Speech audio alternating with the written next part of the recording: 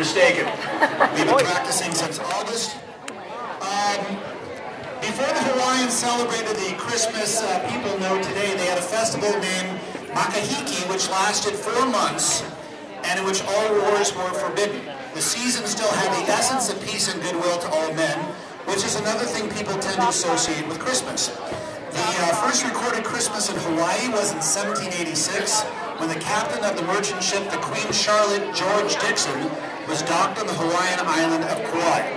Dixon and his crew celebrated a large Christmas dinner which included a whole roast pig.